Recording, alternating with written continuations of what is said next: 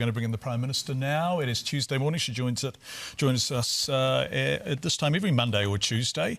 Lots to talk about this morning. Quarantining and returning Kiwis and the cost of it. China and our relationship with them. But first, let's start with Andrew Falloon. Morning, Prime Minister. Nice to have you with us. Can you talk us through the timetable of when you found out about Andrew Falloon and how the decision was made to pass it on to the Leader of the Opposition? Sure. My understanding is that we received the correspondence on Wednesday. By the time it came up through our system, it was kept fairly tightly managed, wanting to respect the confidentiality and privacy of the individual that had written. That I was called and told about it on, I believe, Friday morning. My immediate response was, and I was given general details, not the name of the MP and certainly not the name of the complainant.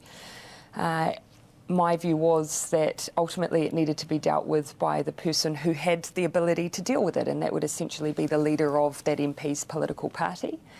I asked that the complainant was, that the permission was sought for it to be shared.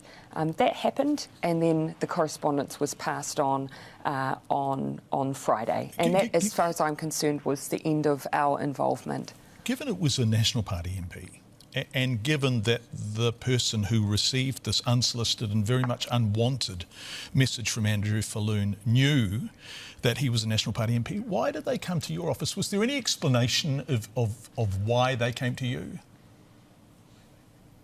I can't tell you necessarily why they decided to come to us, but that doesn't surprise me. Look, John, I don't want to suggest there's political motivations here, because there is no evidence of that whatsoever, and Andrew Falloon is completely out of order sending this.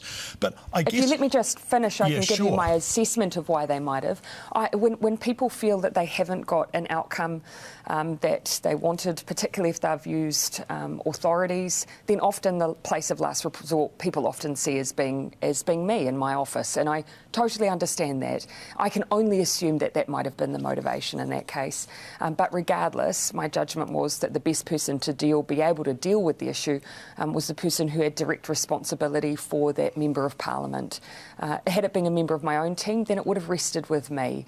But what was very important to me was that, of course, it was not used in any political way whatsoever. It was kept very tightly managed, confidential, and was shared directly with the Leader of the Opposition, which I felt was the most appropriate thing to do. What would you have done if it was a member of your team? I would have sat down with them, talked through exactly what had happened, and my expectation under what I've heard has happened in this case would be that they'd no longer be a Member of Parliament. Do you know what the image was? No. And look, when I had the conversation with my team about what had happened in these circumstances, you know, I wanted to make sure that, again, that it was kept fairly tight. I didn't want to know the name of the Member of Parliament involved or the person complaining. Those details weren't shared with me. For me, it was all about knowing general circumstances and determining what was most appropriate in the way that it was dealt with. Right. Yesterday, when this came out, Andrew Falloon made a statement which I'm confused about. He talks about mental health, and I'm confused about when the mental health issues arose. We asked Judith Collins this morning, and she had no evidence of him having mental health issues prior to this event, and he certainly hadn't spoken to the party's whips about needing any assistance. But I guess, how the hell do we manage a culture of robustness, a culture of arrogance, a culture of hubris, a culture of abuse of position, which we have seen a large number of episodes of lately? How the hell do we get parliamentarians to behave themselves? No, I was asked this question in general terms yesterday, John, and I'll say the same thing that I said then. You know, when I took over as leader of the Labour Party, I was very deliberate in saying that no matter what else was happening in politics, that I was absolutely determined that we, within our team, would try and change the culture of politics, that we would campaign positively, that we wouldn't involve ourselves in personal politicking or in what people often call dirty politics. That, in my mind, if we wanted to restore people's faith in political institutions, if we wanted a strong democracy, we need people to look to this place and to the politicians and parties within it and have a bit of faith in us. So we can do our bit, each as political leaders, to try and change those cultures. And so I will take responsibility for that with my team, and as much as I can for trying to set a tone. But we all have a role to play in that. Let's segue, and it's a weird kind of segue, but in terms of setting the tone, I wonder if the $3,000 charge that you were talking about on returning New Zealanders is less about tone.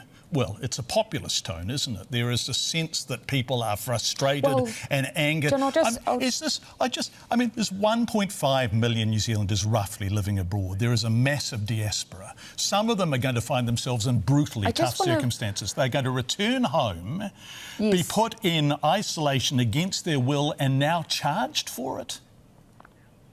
Well, no, actually, we haven't made a decision on that, John, so sorry if I was interrupting you. I just wanted to add that caveat. You know, the reason that we, in fact, look, Australia is now charging everyone coming back to Australia.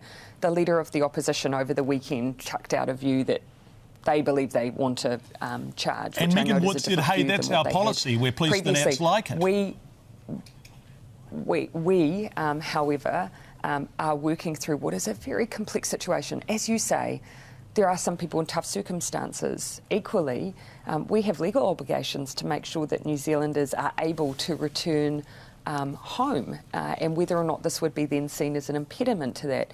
On the flip side of that, we are spending the better part of over $300 million on quarantining. And so there are a range of things that we need to factor in. We haven't made that final decision, but we are considering all of those really critical elements. It is not a straightforward decision. What does the Bill of Rights tell us about the right of New Zealanders to be able to return home?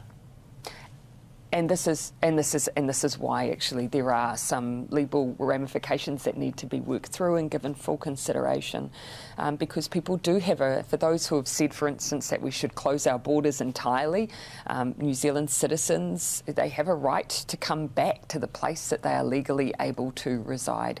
One of the things I have, though, said, John, is that, there may be an argument to treat differently those who are returning versus those who are safely within New Zealand right now, but for whatever reason choose to leave and then return. Those are some other considerations. And look, everyone will be nodding in agreement. Do you have any idea how many people there are in the latter category? I mean, if you're using that...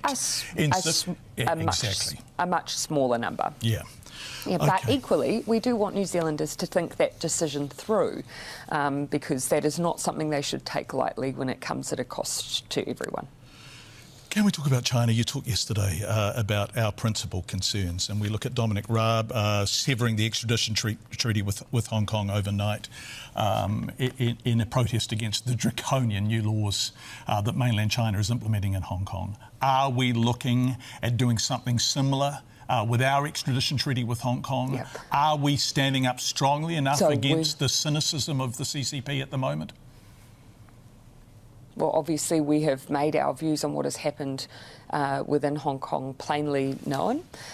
We have, in light of what's happened with the new national security legislation, asked the Ministry of Foreign Affairs and Trade, the Minister has, to review all of our current legal arrangements in light of that change in legislation. And so that's work that is underway as we speak. In the meantime, what I would say is that New Zealand would not extradite anyone for something that is not considered illegal in New Zealand. So the right to hold political views and political expression is an example of that. But we are also looking at all of our legal arrangements as well. Prime Minister Jacinda Ardern, thank you so much for joining us this morning. We appreciate your time, as we always do. Thanks for yours.